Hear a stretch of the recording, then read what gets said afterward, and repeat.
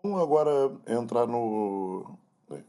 continuando ainda no contexto de interferência, vamos discutir agora o que acontece em filmes finos.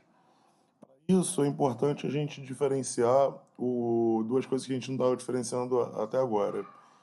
Até então, a diferença de fases entre as ondas vindas de duas fontes se dava só por uma diferença de distâncias do ponto às fontes, né? Se, se fosse um múltiplo do comprimento de onda, era uma interferência construtiva. Se fosse um múltiplo, se fosse meia o comprimento de onda, ou três meios de comprimento de onda, era interferência destrutiva. E no geral, num ponto que não seja exatamente um múltiplo inteiro do comprimento de onda, você tem uma diferença de fase, ΔΦ, que é 2π sobre, ΔR sobre lambda. Uma forma que você pode pensar que isso aqui, na verdade, é K vezes ΔR, né? Ou simplesmente regra de 3. A diferença de fase vale 2π, né? Vale um ciclo inteiro, quando ΔR é igual a, igual a um comprimento de onda. Então, essa diferença de fase, ela se dá só no vácuo, né? A gente sabe que o comprimento de onda muda em meios materiais. E aí, no meio material, se a gente introduz, por exemplo, aqui uma plaquinha aqui, o que vai acontecer? No geral, o comprimento de onda vai se reduzir por um fator que é o próprio índice de refração, né? Então, o comprimento de onda no meio é o comprimento de onda no vácuo dividido pelo índice de refração absoluto do material.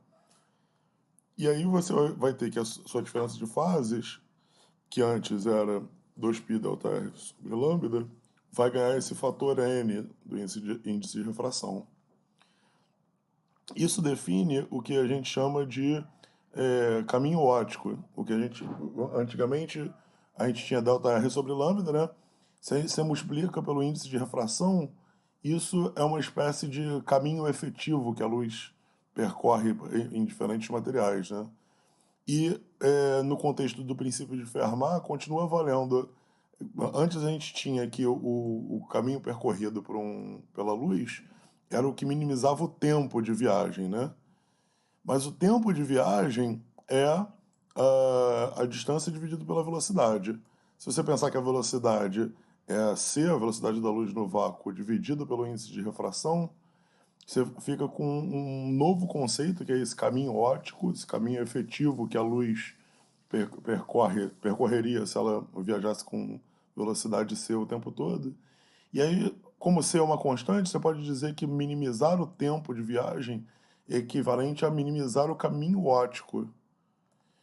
E o caminho óptico, ele tem um equivalente interessante na mecânica, que é a ação, que é uma coisa que vocês não estudam no contexto de Física 1, mas que algumas pessoas vão estudar em matérias mais avançadas de mecânica.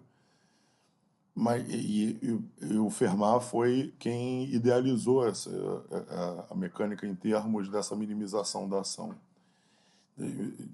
Desse modo,